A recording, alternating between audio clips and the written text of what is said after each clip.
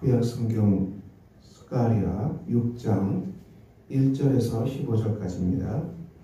스가랴 6장 1절에서 15절까지 말씀 우리가 찾도록하겠습니다. 내가 또 눈을 들어본즉 내 병거가 두 산 사이에서 나오는데 그 산은 구리산이더라. 첫째 병거는 붉은 말들이, 둘째 병거는 검은 말들이, 셋째 병거는 흰 말들이, 넷째 병거는 얼음지고 건장한 말들이 내놓는지라. 내가 내게 말하는 천사에게 물어 이르되 내 주여 이것들이 무엇입니까 하니 천사가 대답하여 이르되 이는 하늘에 내 바람인데 온 세상의 주 앞에 서 있다가 나가는 것이다. 검은 말은 북쪽 땅으로 가고 흰 말은 그들을 따르고 얼음진 말은 남쪽 땅으로 나가고 건장한 말은 나가서 뜰로 다니고자 하니 그가 이르되 너는 여기서 나가서 땅에 두루 다니라 하매 그 땅에 두루 다니더라. 그가 내게 외쳐 말하 이르되 북쪽으로 나간 자들이 북쪽에서 내 영을 쉬게 하였느니라 하더라. 여호와의 말씀이 내게 임하여 이르시되 사로잡힌 자 가운데 바벨론에서부터 돌아온 헬데야 도비야와 여다야와 스바냐의 아들 요시아의 집에 들어갔나니 너는 이날에 그 집에 들어가서 그들에게서 받되 은과 금을 받아 연료관을 만들어 여호사닥의 아들 대제사장 여호수아의 머리에 씌우고 말하여 이르기를 만군의 여호와께서 이같이 말씀하시되 보라 싹이라 이름하는 사람이 자기 곳에서 돋아나서 여호와의 전을 건축하리라. 그가 여호와의 전을 건축하고 영광도 얻고 그 자리에 앉아서 다스릴 것이요 또 제사장이 자기 자리에 있으리니 이 두 사이에 평화의 의논이 있으리라 하셨다 하고 그 면류관은 헬렘과 도비야와 여다야와 스바냐의 아들 헨을 기념하기 위하여 여호와의 전 안에 두라 하시니라. 온데 사람들이 와서 여호와의 전을 건축하리니 만군의 여호와께서 나를 너희에게 보내신 줄을 너희가 아니라. 너희가 만일 너희 하나님 여호와의 말씀을 들으시는데 이같이 되리라. 아멘. 오늘 스가랴가 본 환상은 이 구리산에서 네 개의 병거가 나오는 그런 환상을 보았습니다. 이 병거가 나왔는데 이 첫째 병거는 붉은 말, 둘째 병거는 검은 말, 셋째 병거는 흰 말, 넷째 병거는 얼음지고 건장한 말들이라고 그렇게 기록되어 있네요. 이 병거는 우리가 재앙을 상징합니다. 말들도 재앙을 상징합니다. 이 재앙은 심판을 말합니다. 이스라엘에게 이 심판이 임했기 때문에 이들은 바벨론으로 포로로 사로잡혀 갑니다. 우리 하나님께서는 심판하십니다. 이것은 죄악에 대한 심판이십니다. 이 세계가 죄로 인해서 완전히 이 멸망하는 것을 막는 것이죠. 우리가 심판함으로 더 이상 죄가 만연되지 않도록 더 이상 죄가 바이러스처럼 온 땅에 퍼져서 망하는 것을 방지하는 장치로서 심판은 늘 있습니다. 이스라엘 백성들이 이 가나안 땅에서 죄가 너무 만연되어 있는 땅인데요.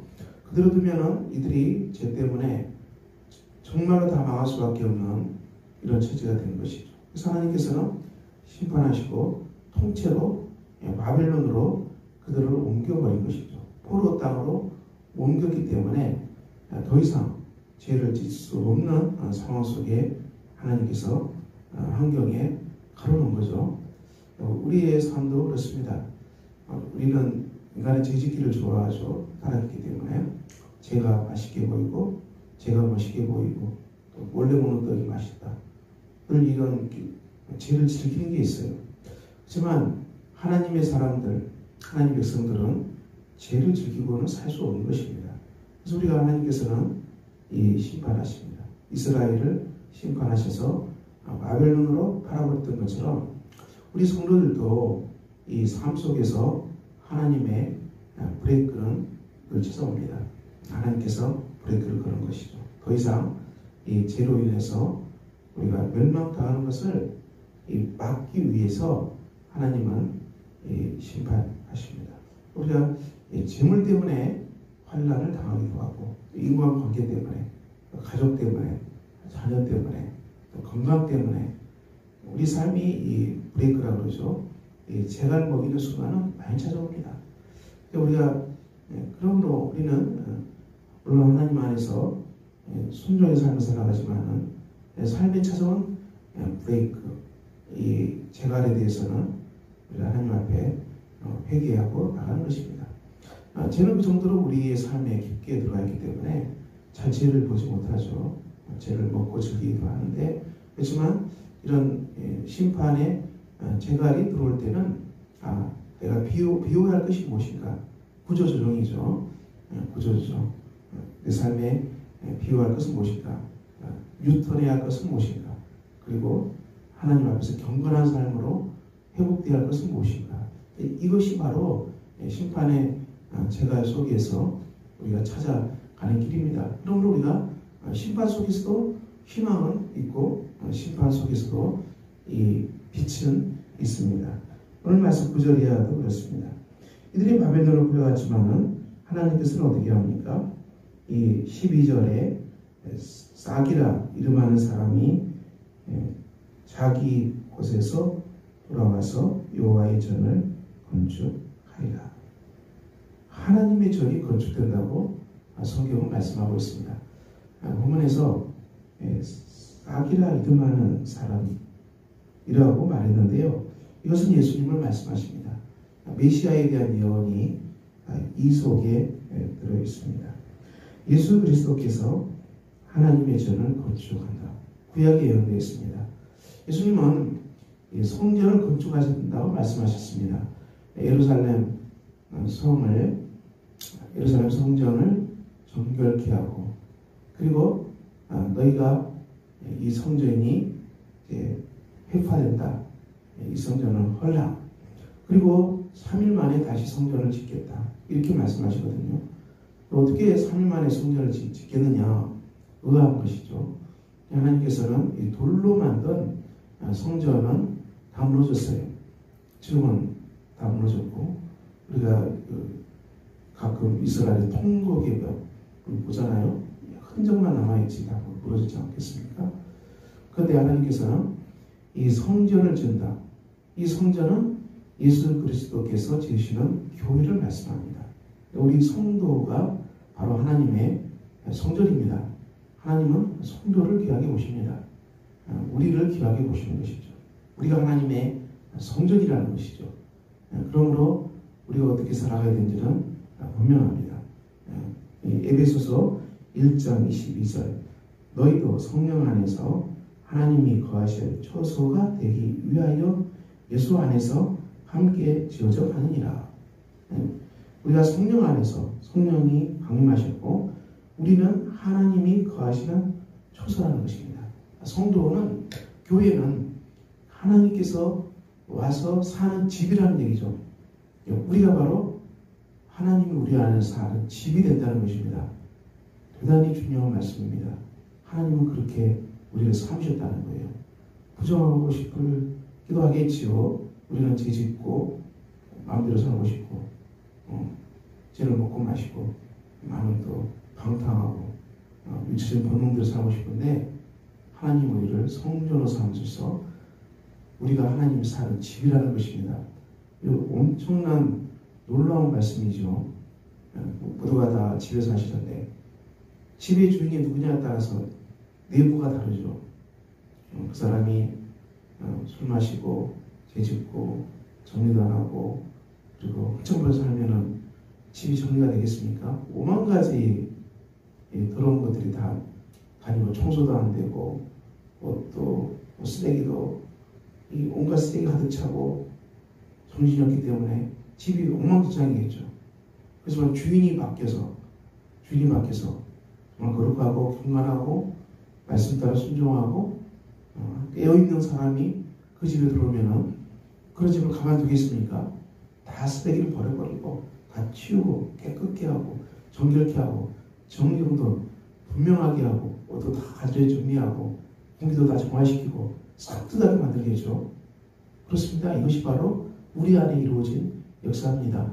예전에는 우리가 죄인이었을 때 우리가 사는 그 집, 우리 존재가 엉망진창이죠. 온갖 것들이 너저분하고 온갖 것들이 방탕하고 온갖 제약들이 우리 안에 딩고가 있는데 이제는 우리가 예수 믿고 구원받고 우리 집에 우리 안에 하나님이 오신 것입니다. 하나님이 오셨는데 우리 내면의 집이 엉망진창인 것을 가만 내버려 두겠습니까? 청소를 시작하시겠죠. 어마어마한 청소를 시작하실 것입니다. 우리가 여기서 자원해서 순순히 기쁜 마음으로 기도하고 회개하고 이렇게 시작하면 얼마나 좋겠습니까? 그렇게 하지 않아요. 사람이. 잘 안 해요. 그래서 하나님께서는 우리 삶에 수많은 재갈 브레이크를 만들어 놨습니다. 건강, 관계, 재물, 자녀 너무 많아요. 지금 더 복잡해진 것 같아요. 너무 많은 재갈들이 있기 때문에 언제든지 이 재갈들은 우리를 깨우치고 우리를 회개케 하고 돌이키게 하고 하나님 앞에 세우는 브레이크 장치가 사방에 깔려 있습니다. 하나님께서 우리 집을 하나님이 거하시는 집, 우리가 하나님 거하시는 집인데 우리 집을 정결케 하시고 깨끗게 하시고 하나님이 거하시는 성전으로 오늘도 건축해 하십니다. 그러면 우리가 이런 하나님의 사랑 속에 들어와 있는 사람이고요. 우리는 하나님의 사랑을 받는 사람이고요. 우리는 하나님이 거하시는 성전, 처소로 건축되어가는 모든 사람이다. 이 말씀 안에서 오늘도 여러분 삶에 많은 브레이크, 재달, 이런 징계도 올 수 있습니다.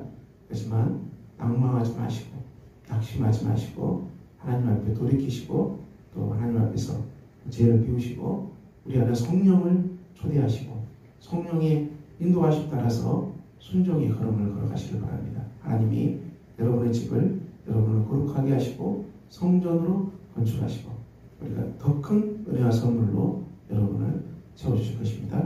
오늘도 이 말씀 따라 살아가는 복된 여러분 되시기를 예수 이름으로 축원합니다. 기도하겠습니다. 아버지 하나님, 오늘도 우리가 주 앞에 섰습니다.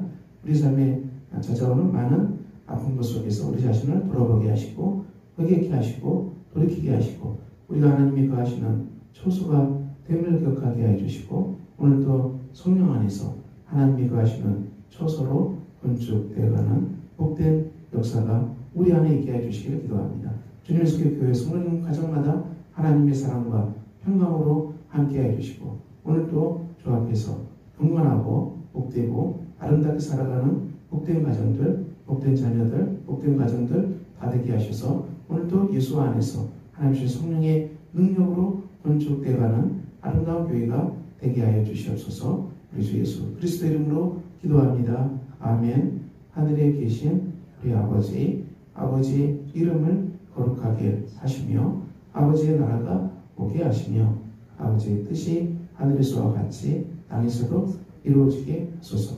오늘 우리에게 일용할 양식을 주시고 우리가 우리에게 잘못한 사람을 용서해 준 것 같이 우리 죄를 용서해 주시고 우리를 시험에 빠지지 않게 하시고 악에서 구하소서. 나라와 권능과 영광이 영원히 아버지의 것입니다. 아멘.